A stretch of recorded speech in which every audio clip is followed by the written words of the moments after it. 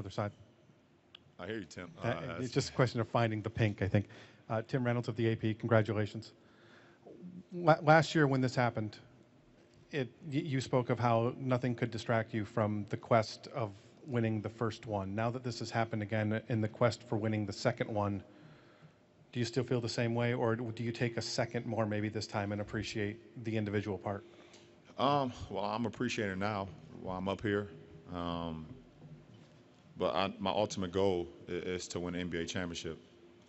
That's what I was brought here for. That's why I signed here as a free agent in 2010. It wasn't to win MVP trophies. It was to win a championship and win multiple championships. And that's still my number one priority. There are things that's going to happen, and moments throughout that journey will happen. Great times. 27-game winning streak for us this year, and Spo, being coach of the month, and me being player of the month, and guys, winning the most games in a month and more than any other team in NBA history. Us doing the Harlem Shake video. You're going to have times throughout the year where you're going to appreciate, but the ultimate journey and the ultimate goal is for us to be able to celebrate with confetti raining with our fans winning that trophy. Chris Thomason, FoxSports.com. LeBron over here. There was much speculation on whether you might be a unanimous selection. You got every first-place vote except one first-place vote went to Carmelo Anthony. How do you feel about coming so close to being unanimous, and did part of you maybe want to be the first unanimous guy? Well, it's probably a writer out of New York that didn't give me that vote, and we know the history between the Heat and the Knicks, so I get it.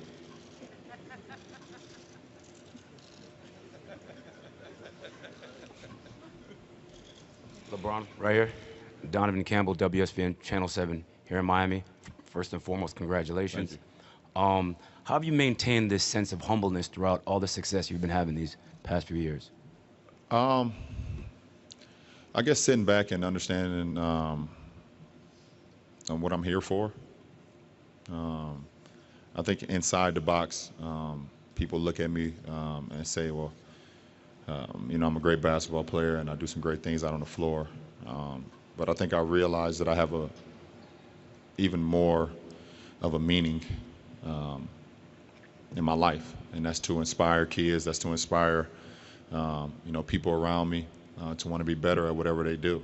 And so that keeps me humble and everything that I do each and every day. You all right? You okay? Okay.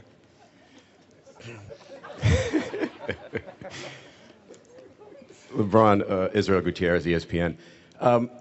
Another guy who won a bunch of these trophies, Michael Jordan, influenced a lot of people in the way they played. Allen Iverson, Kobe Bryant, influenced them to be scorers.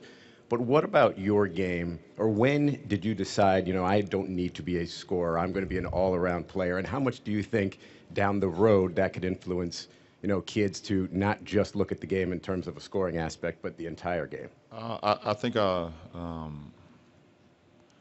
when I was a kid, it was kind of brought into my DNA, because the game of basketball brought me friendships that I didn't have. I'm an only child. I didn't have any brothers or any sisters. So when I started playing sports, it brought me friendships. It brought me brothers that I didn't have around my house each and every day growing up. So I didn't never want that to be away again. So I think, my little league coaches, Frank Walker and Drew Joyce, they always preach team, and I bought into it, and I enjoyed it. I enjoyed the success more than me scoring. I enjoyed me making that pass to seeing my teammates score, and that gave me more excitement than anything. And it just continued to carry on. I never changed my game. Not only did it make me happy, we won doing that too as well. I've been pretty successful with it, and just kind of stuck with me. LeBron, Congratulations, LeBron. James Oyola with a Heat tip-off. I have a question. This time last year, you said that individual awards are a result of team success. You said that a little bit before. Can you elaborate a little bit more on the band of brotherhood that you have with the team and how the core strengthens throughout the season? I mean, it doesn't guarantee us anything. Um, it doesn't guarantee us a championship. It doesn't guarantee us wins. Um, but I think our team is very special. Um, it makes it in our sport, in our profession. Um, it could be a lot comes with it. And it can be mentally draining. It can be physically draining. It can be times where you just don't want to show up to work. But when you have a group of guys like we have, we all buy into one thing, and that's winning and sacrificing for one another. But we also enjoy each other. So when you wake up, you're like, I can't wait to get there so I can see D Wade, or I can see Ray, or I can see Rashard, or Rio, and it's vice versa. It's for everyone. We all enjoy each other. We all enjoy being around one another. So when we step on that floor, it's kind of just second nature. The game of basketball is that much easier for us. LeBron, right? Joe Goodman, Miami Herald. The biggest difference between last year and this year was the three-point percentage. So what was the genesis of that? At the beginning of 2012, you really didn't want to go outside at all. You focused everything inside, and then you stepped out this year and shot the great percentage. What was the reasoning for that? Well, I thought in the year that we lost the finals, I didn't do a great job of capitalizing on mismatches and things that I could have done using my strength and my speed. So I went into that summer saying I'm strictly just going to work in the post. That's all I'm going to do. I'm going to seek out Akeem Olajuwon, which you all guys all know about. I'm going to take that and go back to my hometown, and I'm going to stay in the gym, and I'm going to work on it each and every day, twice a day. Once I was able to feel comfortable with doing that, I brought it into a game situation last year, and I did it all season. And I didn't want to be out on the perimeter because I wanted to continue to use what I've done in my workouts and implement it into a game situation. I was able to carry that all throughout the season. This past off season, I said, okay, now I feel comfortable doing that. What can I get better at now to where I can be even more dynamic? And I thought my three-point shooting could help me out. I thought that could make me more dynamic where guys couldn't just lay off of me and dare me to shoot. So I stayed in the gym twice a day, taking threes. Putting myself in pressure situations where if I don't make it, I got to run each and every time. And I became more comfortable with it and then start implementing that into game situations too. So, and I think the addition of Ray Allen helped too. Being around him every day and competing with him every day. As a competitor, you hate losing, even though he's the greatest three-point shooter of all time in regular season and playoff history. I hate losing, so. To compete with him has helped me out a lot as well. Shuangfu Li from Xinjiang, China. LeBron, congratulations. The only two guys in the league that win the MVP and DPOY Defensive Player of the Year at the same year. Has any part of you thought about winning the Defensive Player of the Year award?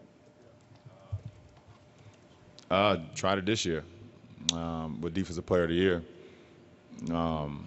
I actually tried harder to win Defensive Player than I tried MVP. I really didn't even think about the MVP award. Spo helped me out a lot too by making me guard every last player on the court. But we fell a little short. But we'll try again next year, and that's my goal. I care about defense just as much as I care about the offensive end. I believe I can guard every position in the NBA, every player in the NBA. It's just, how I feel, and But at the end of the day, we'll see. We'll see what happens with that. LeBron, straight ahead here. Josh Friedman from 790 The Ticket. I'm sure when you entered the NBA then, as now, your goal is championships. But when you made the leap from high school, was the thought of winning an MVP, was it a goal? Was it possible in your mind? No. Can I score 20 points? As a kid, 18-year-old kid, I just want to know if I could score 20 points in an NBA game. I did that in my first NBA game, so that kind of went out the window very fast, and I had to set another goal. I always believed that I was making the jump from high school to the NBA because I knew I can compete at the highest level. I knew I can compete with the men. And ever since I made the jump, I told myself, okay, now you have to start over. Just because you're the best high school basketball player in the world doesn't give you the right to think you're the best NBA player in the world. So now you have to start over. So I started from ground zero, and I started to work on my game even harder. And, you know, it's rewarded me an opportunity to be standing up here today. You want to go work on your game when we leave here? Yes. All right. We got another one coming. Ethan Skolnick, Palm Beach Post. LeBron, this question is probably better for your fiance and your kids, but what have you been like the last week when you've been at home, when you haven't had an opportunity to play, and how geared up are you for tomorrow against Chicago? I mean, I was getting a little, irritated, honestly. Just been a little irritated, just knowing, how long we had off, and then when the second round schedules came out, I thought, we would get a Saturday game.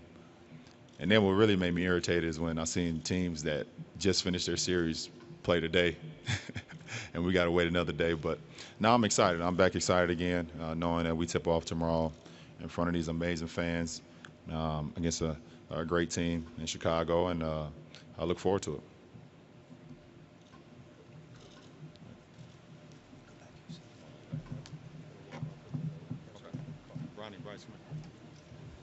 Once again, congratulations to the 2012-2013 Kia NBA MVP. And by the way, LeBron James did, just for edification here, did finish second this year in the Kia NBA Defensive Player of the Year award to Marc Gasol of Memphis. Now we do invite LeBron to escort Desiree Bolden and the students from the Wheels for Education program over to that beautiful 2014 Kia Sorento CUV. The vehicle is being donated to the Akron Public School after-school program, which benefits Wheels for Education. And as LeBron poses for that picture, another thing that he accomplished this year that was so unique in this incredible season for him, he became the first player in NBA history to be named Conference Player of the Month the first 5 months of the season, November, December, January, February, and March. Well-earned and well-deserved, his fourth MVP award, his fourth Kia NBA MVP. LeBron now making his way over to the... Well, congratulations to LeBron James on a fourth Kia NBA Most Valuable Player Award, fourth in 5 years. He's only the second player to win 4 in 5 years, joining the great Bill Russell. Not a unanimous selection.